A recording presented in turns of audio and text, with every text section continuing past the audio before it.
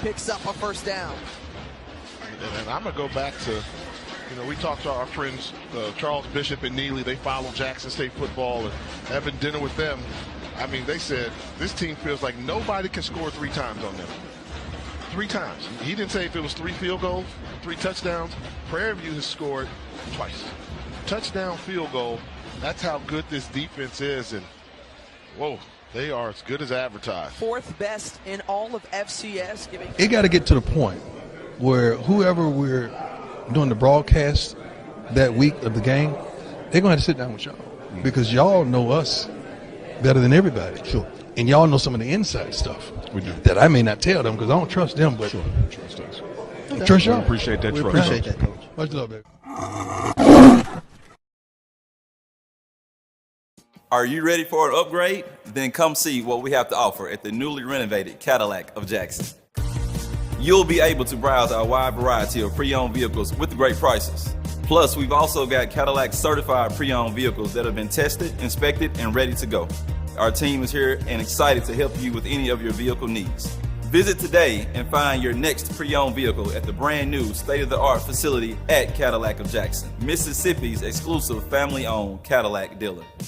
Hey, it's Warren Sapp, number 99 in your program, number 1 in your heart. Whenever I look for Jackson State or Coach Prime information, I go to the Pregame show.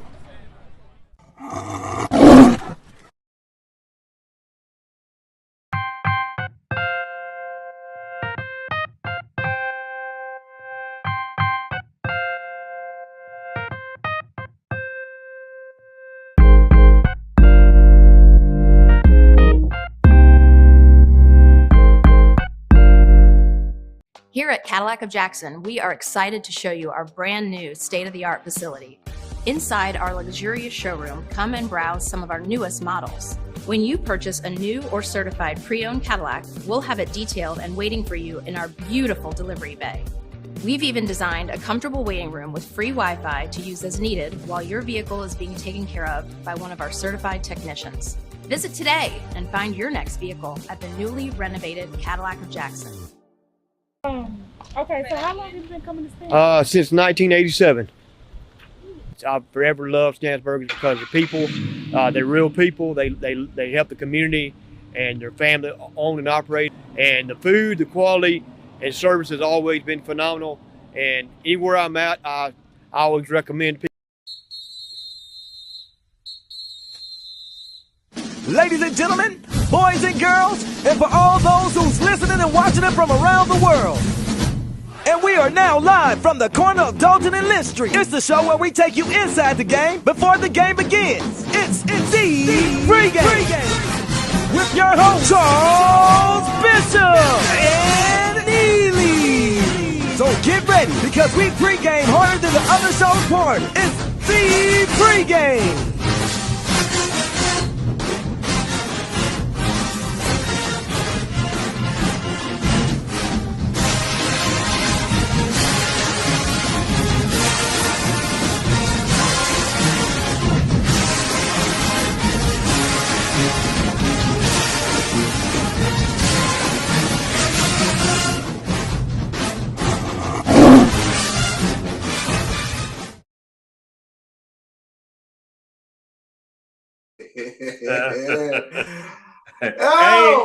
ain't done a damn thing all day, Chuck. It is good to be off for a week, man. Welcome into the Pregame Show. It's Bishop, it's Neely. It's the Wednesday midweek edition as we look back at this past weekend. Another Tiger victory. Undefeated regular season, Neely. Undefeated regular season, but let me tell you what is not undefeated. If Chuck slurs his words, he didn't win this program. I have direct knowledge that he has been mixing cold medicines today. I know he down there in Houston, they like that lean, but he done took some stuff you ain't supposed to put together, y'all. So just be patient. Yeah, just bear with me. Just let me flow because I'm floating. 24-13 win. Jackson State goes down to the reservation, Lawrence, Mississippi, and gets the W. You can't say enough about a game like this, a rivalry game. It was a tough, hard-fought game. Hats off to Alcorn. They slugged it out with us, but again, our Jackson State Tigers victorious. Yeah, we always say, Chuck, when it comes to certain games, Jackson State Alcorn, Jackson State Southern, you can throw records out the window because that rivalry, even with newer players, new generation of players, that rivalry is really, I think, it's accelerated and accentuated with social media. And so even if you didn't live it in the 70s, 80s, and 90s, when you get to this modern day era, it is still in your face, direct trash talking, bragging rights are on the line. And so you really expected for this to be one of the tougher games of the season. I think when we get to discussing some of these statistics, you'll see where it was one of the toughest games of the seasons. Man, it's hard to win a football game. It's even harder to win all of them. So 11-0 on the season. And so it just goes with some reasonable understanding that when you get to that last game, as people have more and more film on you, if people are getting up to stop the streak, it's a rivalry game. You got what you expected. If you bought a ticket, you got what you paid for. No doubt. You bought a ticket, you got what you paid for. And I tell you what, the excitement was in the air. We saw it on the bus ride going into the stadium. Jackson State. Yeah, we only had to wait on 3 cows to go by. I mean, that's great. Why did I know it was coming from somewhere? Because you know what don't stop. It don't stop. It don't stop, no doubt, man. But raucous atmosphere down there. Our Jackson State fan base, you can't say enough about them. They showed up and showed out in droves, Neil. Yeah, and I think they followed the recommendations of everybody, including the recommendations from stadium management down there in Lorman. People got there early. We pulled up 2 hours before kickoff with the team, and the Jackson State side was probably about 75% full. And even traffic was a little lighter coming in because people had gone down 4, 5, 6 in the morning and got situated on the campus. But Jackson State fans traveled deep, and they were loud, and they were engaged in the game. Cold day, but it was not as cold as Mobile, so it felt a little warm out there. But, man, the crowd showed up for the team. Yeah, I mean, all the elements were present. You had cold weather, you had the fan base, you had the bands, and nothing else to do but get to the football game itself. And as always, we start things off. Coach Prime kicks things off with the pregame speech.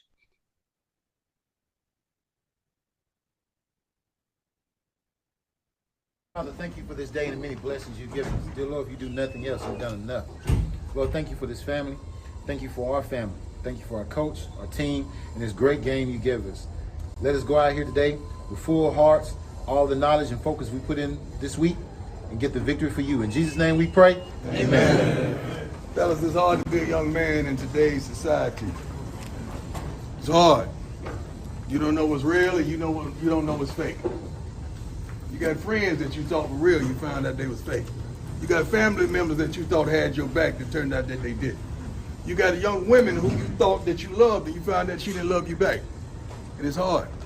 It's hard being y'all. It's hard being y'all at Jackson State. Because every time you step on the field, someone want to find out, are you real or are you fake? They even got diamonds testers to test the diamonds. You even got well-off rappers and entertainers wearing fake stuff because they don't even know who they are. People you date, you really got to go way back to make sure they are who they are, because some is real and some are fake. But y'all ain't. And the only way you can quantify what's real and what's fake is get next to it and get close to it. And with those diamond testers, they say they put the little thing inside the diamond, and a little noise goes off to authenticate if it's real or if it's fake. So you got to make contact with that other person to make sure the intimacy there and it's real or it's fake. We got 60 minutes to find out. Because I know who y'all are, but they claim y'all ain't real, that y'all are. Yeah. So we got 60 minutes to make some contact with them, to authenticate who you are, what you are, how you are, why you are, how you got there, and all the rest of above. Are you real? Or are you fake? I believe you're real. Now they about to find out, aren't they? Yes, sir. Now what comes next? Let's say it together. Now, give me my thing.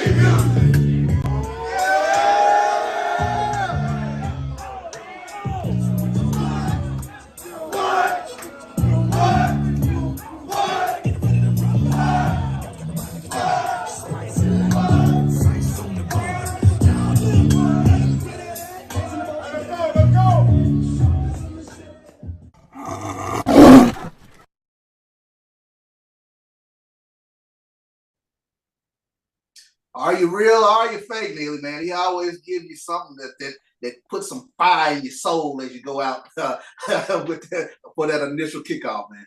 Man, I'm smiling at you standing behind Coach Prime, looking like Fruit of Islam back there.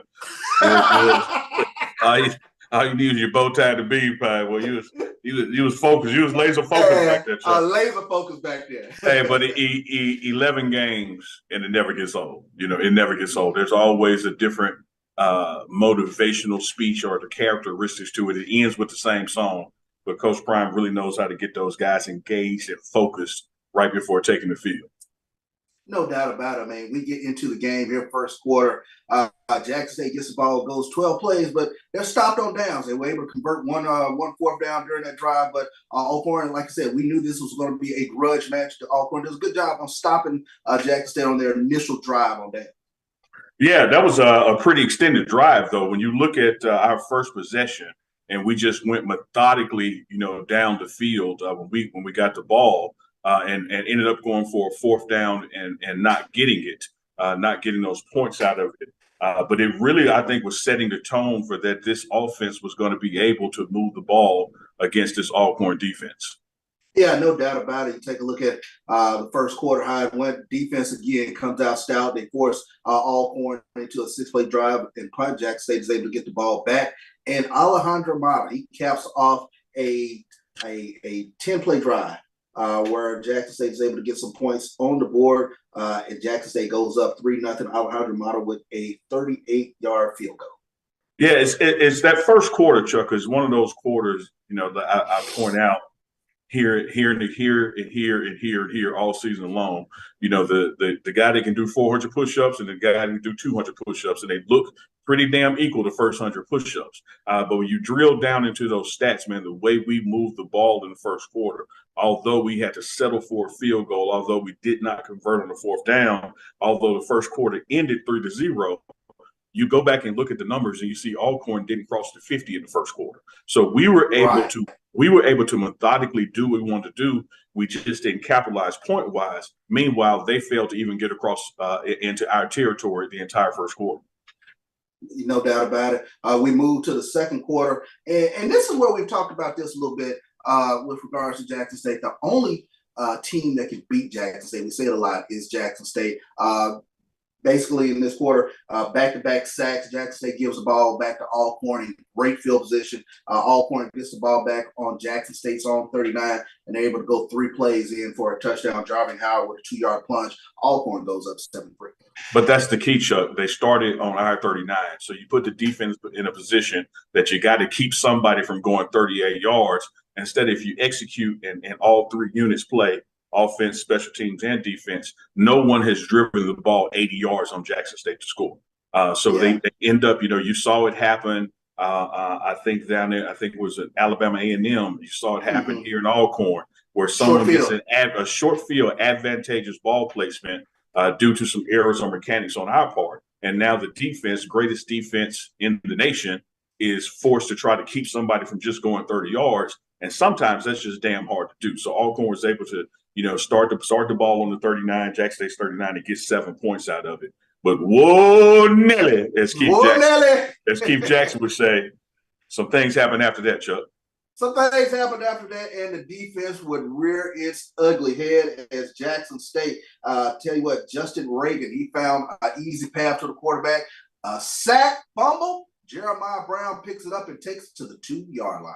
Yeah, I almost took it in. I mean, it looked like from the sideline that he fell into the end zone when he was tackled, but nevertheless, it was an opportunity for 3-6 Mafia for cleanup duty. Savion came in and got the run score right there, and Mata with the extra point. Hey, man, quiet is kept. When you watch this guy Mata and his numbers, if a guy with that automatic in him, and it doesn't matter where he is on the field, Chuck, might want to write this down. Neely told you, Eve of Thanksgiving 2022. Duke can end up being all-time point leader, Jack State, man. Yeah, I mean, and I tell you what, the thing about Mata, he's so calm and cool. He's over there, he's focused in the game, but he never gets too up, never gets too down, and he's right how you want to keep it big. Yeah. He is dialed in, man, and it's not rattled. Ain't no ice in him if that was the thing. He's not worried about if it's 56 or 36 or 26. His mechanics are the same. And so, I know we're going to go through the rest of the game, but he was spot on. His extra points and field goal. So, when you got that kind of confidence, it helps your team. Jackson State up 10-7 at this point, and then lightning strikes again. Alcorn gets the ball back. 2nd and 10. They go to number 12 side, and guess what? House call. He steps in front and gets it and goes up the length of the field, 44 yards for a pick six. Jackson State goes up 17-7 on the Travis Hunter pick. I'm reminded of South Park when the tagline would be, "You're going to have a bad day." If you throw towards number 12, you're going to have a bad day. I invite the hubris. I welcome the arrogancy. Keep trying. We love when you do it. But if you throw to number 12 side of the field, something like that is going to happen. Travis was reading it perfectly, played the ball perfectly. Knowing when the ball is coming to the receiver, you have just as much right to it as the receiver was able to step in right there. And, man, kudos to the blocking downfield by the defense. Oh, yeah. To instantly go into an offensive mindset. And you saw Cam Silman blocking all the way into the end zone. You saw other defensive linemen and linebackers blocking. And I think Travis made maybe one cut. And then the rest of those blockers are just in front of him, helping him get to the end zone. That was special to see. Well, I tell you what, the story of the first half was the defense as they set up one of Jackson State's touchdowns, and then they get the pick six. They go into halftime 17-7. Go into halftime, but Coach Prime ain't happy. Coach Prime ain't happy. Let's hear what he has to say here at halftime.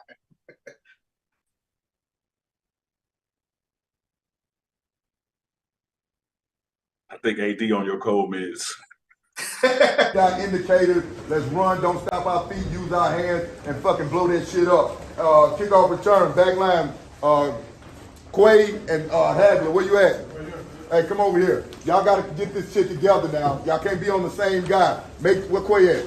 Hey, no more excuses. Get your guy, man. Everybody do their job. Up top, they say the first one, we would have had a house call. You would have got your guy. Then we came back with the second return. You missed your guy. We done with that, man. No more excuses. Go man up and go handle your business. Punt team, they've given us 7x3 look, 6x4. Let's continue to handle the late stem.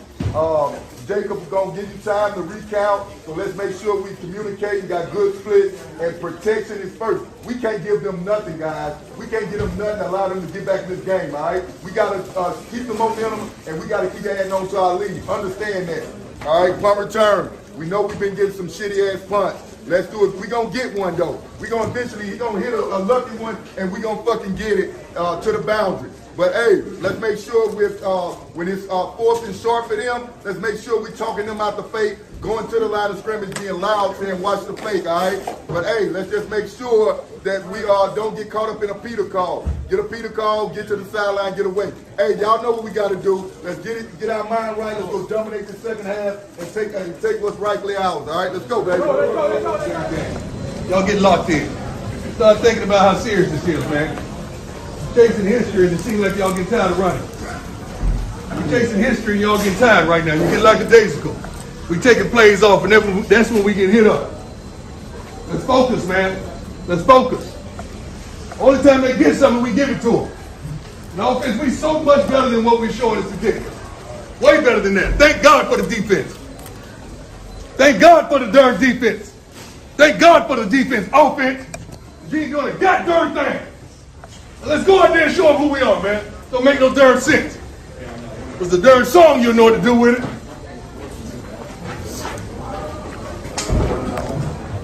Fellas, get around the corner. Get on the darn offense. Offense, come on. Come on, man.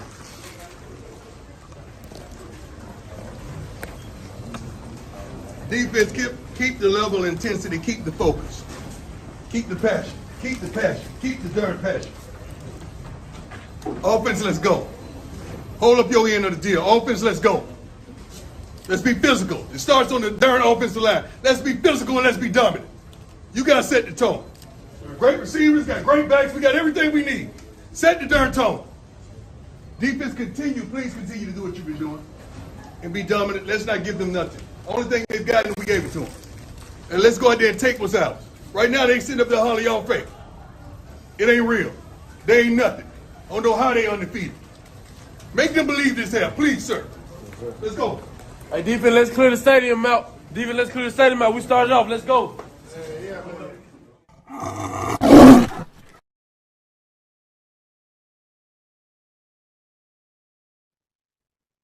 There you have it, halftime. Thank God for the darn defense, as Coach Prime would say. Hey Chuck, you know what I'm gonna do when we log off, when the show is over? I'm gonna replay that clip, and every time he says "darn it," I'm taking a shot. 2 shots for God darn it. That's a good game. That's a good game. I like that one. I like that. Yeah, Coach Prime was on another level, man, because he just felt that we were up, but we weren't being dominant. Offense was leaving way too many opportunities out there, and leaving a team with their back against the wall, record-wise, Alcorn with nothing to lose because we weren't putting them away. He's always preached not just undefeated, but being dominant, and as you heard, he was on the offense heavy. A lot of folks think, that he's not engaged with the offense because his son is quarterback, whatever. But you can hear in that locker room that he was on the offense's butts. When he hit the God darn it, all of us like, oh, is he? Like, is he finally gonna cuss for real? Right.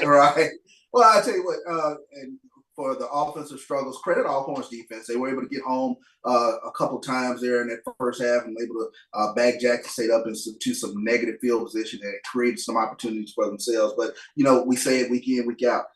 Jackson State, when they don't do things to harm themselves, they can be dominant. But 17-7 was your halftime score. We come back out here in the third quarter. And again, Alcorn gets the ball first, and they're able to go 8 plays, 65 yards. They're able to get a field goal. The defense bent, but they did not break, only giving up a field goal. Defense did not break, and that quarter, ended that way, 3-0. It was just a stalemate, and it's kind of indicative. When you look at the final stats of the game, like for instance, Chuck, when you look at the first downs, Alcorn 15, we had 15. Now, ours came from 10 on passing, and they had 5 on rushing. They also got 3 penalties. But overall, we played a much cleaner game penalty-wise. We still ended up with a fumble, 1 fumble that we lost. So 1 fumble and 1 loss as well as they did. But, we've always been looking for that game that we can be virtually penalty-free, within reason, and also fumble-free. So we almost got out of it with no fumbles. But as we move into the SWAC championship and Celebration Bowl, that's something the Tigers still got to face and work on is the old letting the ball out of your hands. It's something that's plagued us all season. And I mean, from week 1, we've had fumbleitis. Yeah, no doubt about it. In fact, that fumble kind of takes us into the fourth quarter as Alcorn is able to get the ball here in the fourth quarter, actually after a Jackson State interception. And they were able to go into the fourth quarter here and get another field goal again. Defense bends but doesn't break. Alcorn is able to convert a 43-yard field goal. So your score here in the fourth quarter, Jackson State 17, Alcorn 13 early here in the fourth quarter. Yeah, make no mistake about Travis Hunter's impact on the game. He scored 12 points by himself. But I will say that 6 of those 12, from a reception standpoint on offense, we have enough receivers out there that if he didn't catch that one, somebody else might have would have, But to me, the hero of this game is the Jack State defense, as a unit, because all game long we're put in positions where it would be understandable if they broke, but all they did was bend. Even with that placement where all they had Alcorn had was 39 yards to go and gave up a touchdown. There was really nothing after that. And not only was Alcorn not able to score more than that field goal after that, we got 7 sacks for 70 yards. And when you look at their run total, because we went into this game, we told you guys last Saturday and Wednesday, the key to this game was going to be to stop their run and force them to be a passing team. Yeah. They're coming in, man, averaging almost 200 yards a game rushing, and we held them to 68. We held them to 1.5 yards per carry.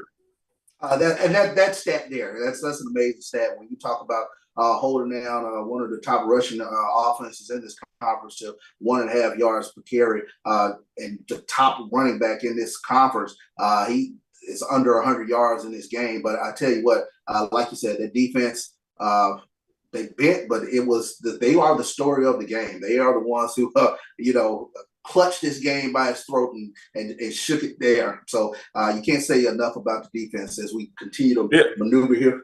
Go not at all, because one of Travis' scores was on defense. The Justin Reagan down to the 2-yard was defense, even though Savion was the one that scored. You only had a 2-yard drive you had to make it. The defense put you in that position, holding them to field goals, stopping them on 4th down. Alcorn was 4 of 17 on 3rd down and 1 of 3 on 4th down. And Chuck, I'm smiling because you remember when Coach Prime was singing the praises of this defense in the team meeting, and he said, man, our secondary is phenomenal. Safeties in the corners, our linebackers is phenomenal. I would say the D line, but I'd be lying. And those guys kind of took that personal, and their performance Saturday in Alcorn was like, all right, what you got to say now? They bowled up and they stopped the premier running back in this league, held to 68 yards. Man, that's just a phenomenal number. Yeah, I mean, like you said, they bowed their neck and they showed who they were. The question, are you real or are you fake? And I think Jackson State's D-line answered that question. We get through the 4th quarter here. One more score here, and this was the play of the game. Shedeur Sanders finds Travis Hunter in the corner of the end zone. Neely, he's able to get the back leg, dead legs it, and gets it into the corner for the touchdown. Jackson State goes up 24-13, and that closes out the scoring for the day. But you mentioned it, that score puts the cherry on top of the cake, if you will, but it's the defense. It's the story of the game. Yeah, and Travis never doubted it. It was ruled not a touchdown, and he was very adamant that he got his foot in and secured the catch. College, you just need one. Of course, they looked at it upstairs, and next thing you know, they're putting those points on the board because it was indeed a catch, and not just a catch. It was the catch that took Shedeur Sanders from 31, tied in first place for passing touchdowns, to 32. And now the single possession first place, Shedeur Sanders, his sophomore year, 32 passing touchdowns, the most passing touchdowns in Jackson State's rich history of football. The most passing touchdowns in Jackson State's rich history of football. We had Robert Kent on the show Saturday.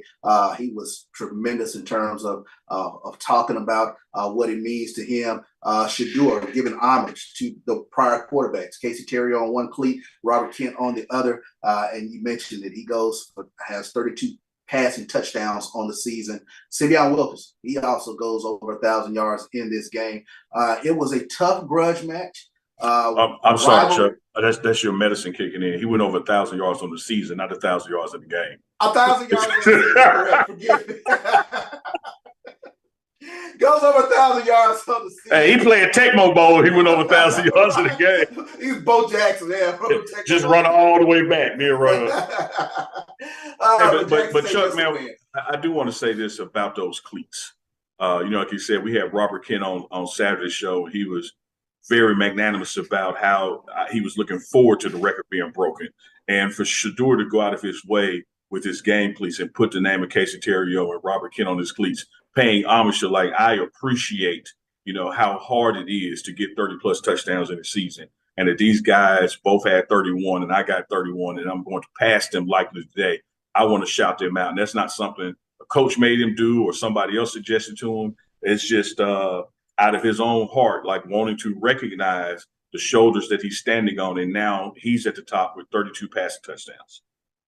And that's one of the things I've noticed about these guys. They have been reverent of that past Jackson State history. Those guys, the way they light up when Robert Brazile is around the team, those linebackers especially. You can't say enough about Shedeur showing homage to the prior Jackson State players. That was a beautiful thing to see on those cleats. Yeah, it was, man. And it put a bow around the season. That was the regular season finale, the Soul Bowl. The Jackson State Tigers accomplished something never been done in SWAC history. I said it. I know y'all be talking about that 9-0-1 team and this and that, but there's no asterisk or there's no hyphen in a tie. These guys went 11-0, 11 wins on the season. And what a way to put an exclamation point on history, chasing greatness. 2 games left, because it's always been about 13-0, never about 11-0. But you can't get to 13-0 without getting the 11-0 first. There you go. Let's take a look at what Coach Prime had to say in terms of his assessment of Jackson State v. Alcorn. I'm ready. Yeah, this is my dog. How's everyone doing? Everybody good? Great game. Week ago versus Alcorn, they came prepared, ready to play. We overcame adversity in a wonderful setting. You want to go eat after this? Okay. Sorry, but that's how I get down. We overcame adversity in a wonderful set. Defense was unbelievable. First in total defense in the FCS, first in pass defense, third down scoring, first downs allowed, total sacks, unbelievable.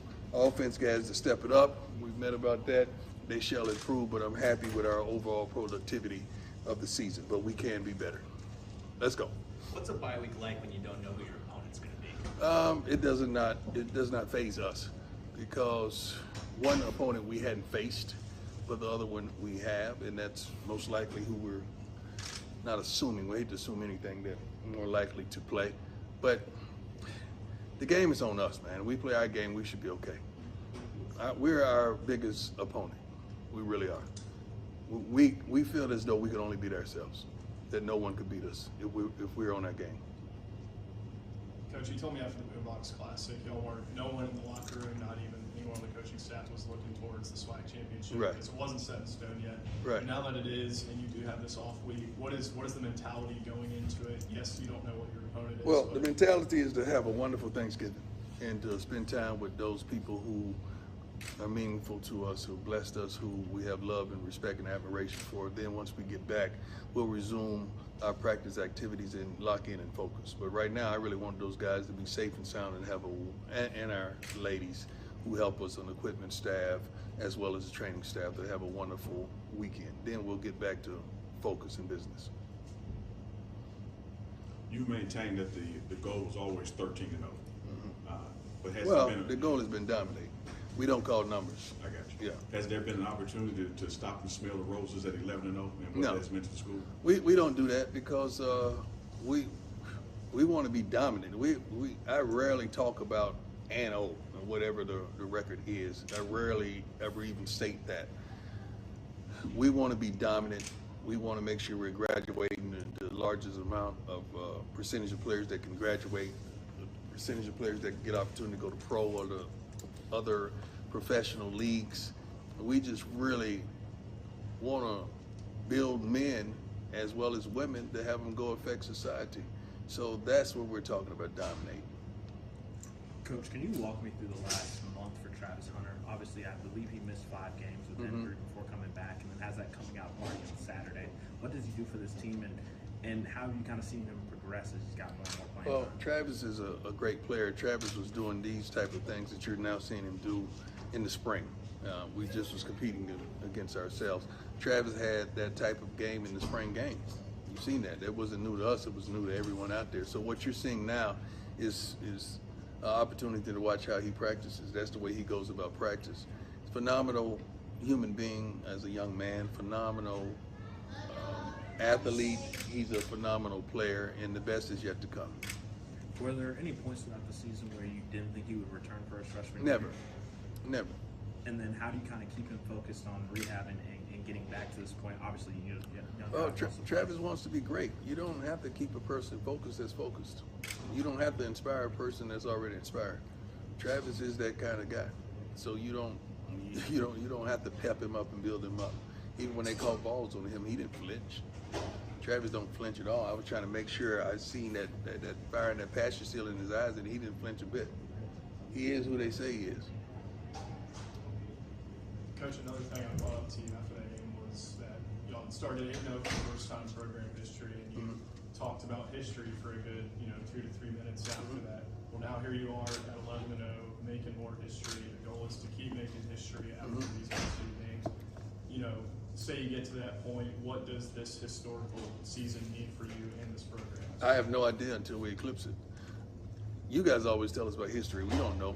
I'm not one to say, oh, we do this, we got history. I don't know anything about that stuff. I'm being told that by Neely or anyone on the staff, but I don't know what history is. It seems like every time we play a game, something happens tremendously, and we're happy about that. We're happy about that, especially the way the defense is playing. I'm pretty sure history is somewhere in the making and in some realm of how they're participating right now. So this is a little off football, but I got a text from my mom saying, do you want to hear something funny? I'm reading a lot of material from Coach Prime. I really like his philosophy. Wow. I wonder why I see so much about him when I sit up. Probably because I post about him a lot. But she's a Mormon woman from Utah. Yeah. So think about what you're talking about off of football when you're talking about helping young men, young women, preaching to your team about just playing hard, being good people. How do you think that has just expanded nationally? And someone like my mother texts me out of nowhere saying that. I don't know about the different religions or ideologies, or even when you talk about politics, but I do know people. I know young men, I know young women, and I know how to reach people. That's always been a tremendous gift. And for the fact that you're validating that we're reaching people, we are reaching people from Jackson, Mississippi, that's phenomenal. And that's a blessing for our social media as well. We don't have those extreme budgets that we could just hit a button and it goes, but we can with social media. We're good? Do it. My man. I have one more. Yes, sir. Yes, sir. Obviously, John's not finished, but with everything that's happened this season in Jackson, water crisis, flooding, having to relocate, what has been your mindset and the team's mindset of facing adversity, not only on the football field, but obviously you've had all these other distractions? We want to embody what the city of Jackson is, and that's resilient. We want to continue to be resilient, focused, determined, with one particular goal at mind, is to give and deliver hope. And that's what we do.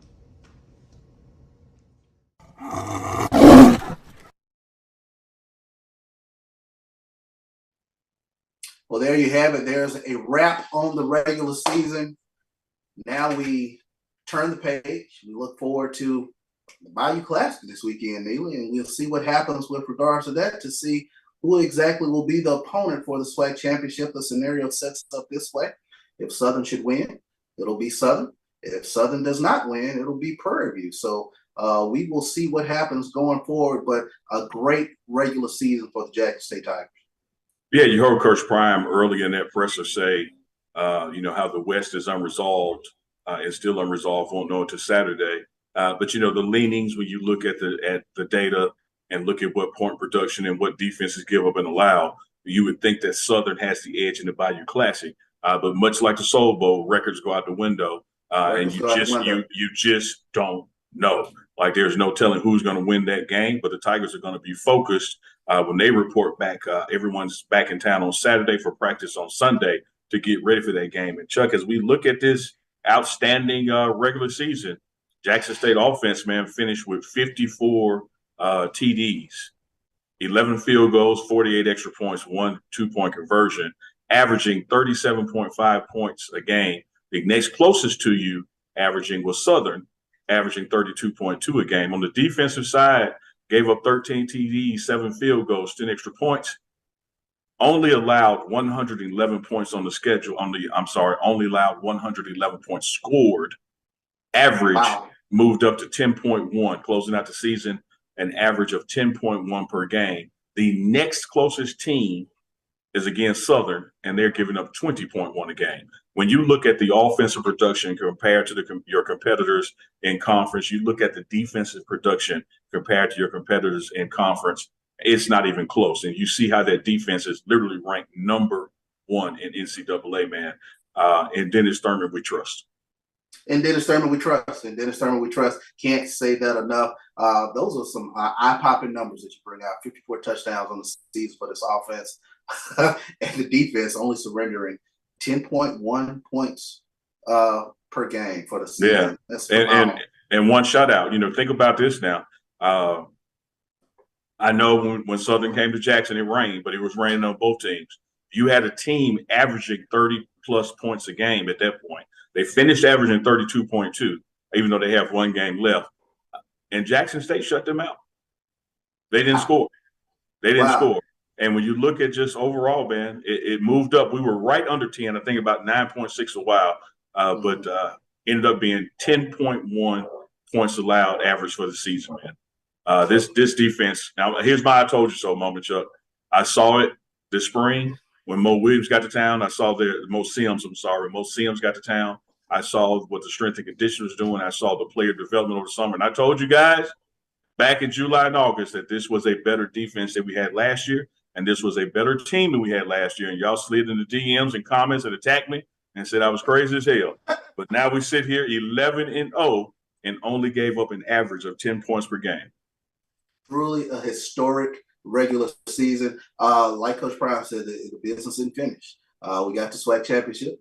Yeah. Isn't that crazy that, like, yeah, man. We're not even going to talk in terms of losing the SWAC championship or losing the Celebration Bowl, but it's amazing that it means nothing if we don't. Like, we are 11-0, but it has nothing to do with the overall goal. You know, when the guys were in the summer running the stadium at the Vet, they were doing a rep for each game. You know, Mo Sims would call out which week it was. He'd say FAMU, and they hit the steps. They come back down. He call out Tennessee State. They hit the steps. He call out Valley, whoever we were playing. And it would go to Alcorn, another rep. SWAC championship, another rep. Celebration. They would do 13 circuits at the stadium to represent the season. And so these guys are bought in and dialed in and know that 11-0 was not the goal. 11-0 was just a part of the goal, but the goal is 13-0. Well, man, I tell you what, this is a good breather, a quick breather here as the guys will come back in. They better be in by Saturday. Got to be in Saturday night. Got practice on Sunday, so. They got practice on Sunday, but a quick breather. Guys get an opportunity to enjoy their families, enjoy their loved ones for Thanksgiving. Same to you, man. Happy Thanksgiving to you, bro. Man, happy Thanksgiving to you as well, Chuck. You know, thankful to have you in this working, loving relationship, partnership of the pregame show. You do an exceptional job, even when you're on cold meds and pretty damn delirious. You know, I don't know why you would take like Sudafed, NyQuil, or whatever all at the same time, but hey, Chuck, do you? If you need somebody to talk to, I'm here. Like, I don't know what you're running from or running toward, but just hey, man, hang in there, man. Hey, and as Nancy Reagan said, Chuck, just say no. Just say no. Right? Exactly. Well, man, I tell you what, we look forward to coming back. We're going to take this Saturday off. We're going to enjoy watching a little bit of football. Scoreboard, watch a little bit, see what happens. I mean, you're damn right. No game this Saturday. But we will all be back at the Vet on Saturday, December 3rd. Think 2 p.m. kickoff for SWAC Championship? I think it is a 2 p.m. kickoff. So, yeah. So 2 p.m. kickoff for the SWAC Championship. Of course, we will bring you a pregame show for that, but no show this Saturday. And, man, we're back at it next week, Chuck, and we got another game, a week off, and then another game. And it will be time to go to Atlanta before you know it. But first things first, the goal each week at Jackson State football is to go 1-0. 1 week at a time. So off this weekend, another little bye week for us. But we come back for the SWAC championship against fill in the blank. We'll find out Saturday who winner the Bayou Classic. We will find out Saturday. As always, we want to thank our sponsors. You see them around the screen. Chambers and Gala, Project Architect, Amber Slaughter, Churchill, of course, BioSteel. And I tell you what, man, it has been a phenomenal ride when you take a look at what all has been accomplished this past season. Undefeated season, first time in Jackson State history. Still got 2 to go. The marathon continues. Okay, Nipsey Hussle, I love it, Chuck. The marathon continues next week, December 3rd in the Vet, Jackson, Mississippi. SWAC Championship, Jackson State hosts. And again, watch the Bayou Classic this weekend. We find out who will be joining us for the SWAC Championship. If Southern beats Grambling, they're coming to Jackson. If Southern loses, it'll be a rematch with Prairie View. No doubt. As always, Jackson State fans, we thank you and appreciate you for all the love you give the pregame show. We thank you for tuning in each week to Bishop and Neely here on the pregame show on the Black College Sports Network. Neely, any parting words? You always give me parting words, and you always smirk when I'm about to do it. It's Thanksgiving time, Chuck. Everybody else is stuffing the turkey, but I'm looking over there, Allison. I'm going to do me some stuffing. How about that one? All right, and on that note, we are going to get out of here. It's Bishop, it's Neely, it's the pregame show. I'm sorry, Allison. We out of here.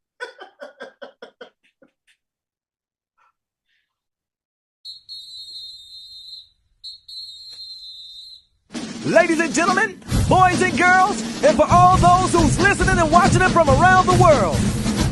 And we are now live from the corner of Dalton and Lynch Street. It's the show where we take you inside the game before the game begins. It's the Pregame with your host, Charles Bishop. ready because we pregame harder than the other show's porn. It's the Pregame.